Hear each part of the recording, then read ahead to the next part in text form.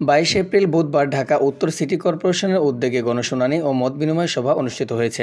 অনুষ্ঠানের প্রধান অতিথি হিসেবে উপস্থিত ছিলেন ঢাকা উত্তর সিটি কর্পোরেশনের প্রশাসক জনাব মোহাম্মদ এজাজ। অনুষ্ঠানে আরও উপস্থিত ছিলেন বিভিন্ন পর্যায়ের নেতৃবৃন্দ সহ ঢাকা উত্তর সিটি কর্পোরেশনের সর্বস্তরের মানুষ। গণশুনানিতে মানুষ তাদের বিভিন্ন সমস্যার কথা তুলে ধরেন। এছাড়াও ঢাকা উত্তর সিটি কর্পোরেশনের বিভিন্ন সেক্টর ও ওয়ার্ডগুলোতে রাস্তা সংস্কার, খেলার মাঠ, কমিউনিটি ক্লিনিক, কারিগরি সেন্টার, মশক নিধন সহ বিভিন্ন অভাব পূরণে সিটি কর্পোরেশনকে পরামর্শ দেওয়া হয়।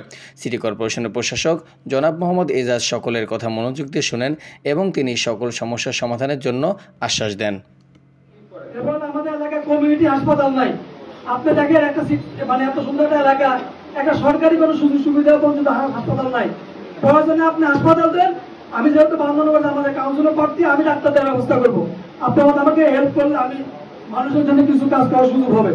আমাদের শিশু পার্ক বা বিনোদন কেন্দ্র আমাদের বান্ধবনগর ওয়ার্ডে নাই, কারিগরি কোনো সেন্টার নাই।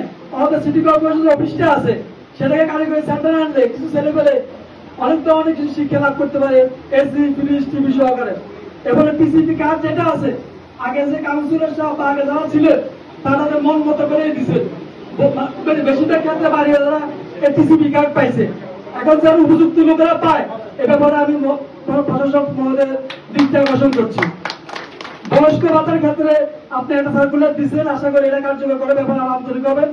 এবং যে সেন্টারটা আছে, অনেকে আসলে আবেদন করতে পারে না, আপনার সেন্টারটা উন্মুক্ত করে দেন, বয়স্ক লোকেরা গিয়ে সেখানে আবেদন করতে পারে। আমরা আপনাদের সহযোগিতা করবো ইনশাআল্লাহ।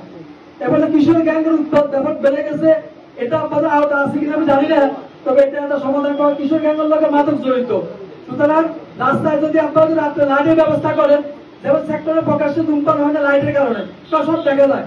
আমাদের এলাকাগুলো সিপে চাপা আছে, এখানে সেখানে মাদক আড্ডা বসে, আপনি এটা ব্যবস্থা করবেন। এবার আমাদের রাস্তা করছে, কিছু রাস্তা হচ্ছে এখন, কিন্তু কারেন্টের খাম্বা থাকার কারণে ওই রাস্তাগুলো যত উপযুক্ত ব্যবস্থা করা যাচ্ছে না। এজন্য খাম্বাগুলো কিভাবে সমন্বয় করে সরানো যায়, এটা আপনার দৃষ্টি আকর্ষণ করছি। আপনারা কিছু রাস্তা এখন শুরু হয়েছে, কিন্তু রাস্তার মধ্যে খাম্বা আছে, দোকানপাট বসতেছে, যার রাস্তা বড় হইলো যানজট লেগে যায়, দোকানপাট গুলো কিভাবে রাস্তাটা পুরোপুরি ব্যবহার করা যায় এরপরে পরবর্তী সময় দায়িত্ব দেওয়া হয়েছে। সুতরাং অভ্যুত্থানের একটা দায় আছে এবং অভ্যুত্থানের রায়ও আছে। অভ্যুত্থানের রায় হচ্ছে সবচেয়ে বড় গণতান্ত্রিক রায়, কারণ সবাই মাঠে নেমেছে এই আগের জালেমকে বিদায় করার জন্য। সুতরাং সেই আন্দোলনের পরিপ্রেক্ষিতে আপনাকে দায়িত্ব দেওয়া হয়েছে।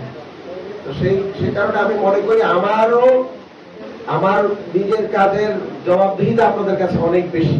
আগে তো জবাবদিহির কোনো কালচার ছিল না।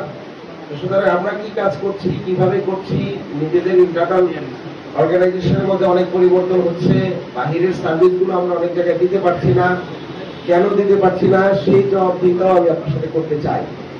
ঈদের খালের পুনঃসংস্কারের জন্য আমরা অলরেডি রাজুকের সাথে আলাপ করেছি, রাজুকের ফান্ড আছে।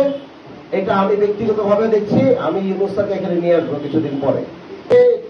মেইন রাস্তায় যে পরিমাণ কাটাছেঁড়া আছে, এটা আমরা মেরামত করে দিব এবং আগামী মাসে 30 তারিখের মধ্যে ভিতরে যে জায়গাগুলো অমীমাংসিত আছে মেরামতের জায়গা, একটা থেকে বড় কাজ হচ্ছে সেটা আলাদা বিষয়।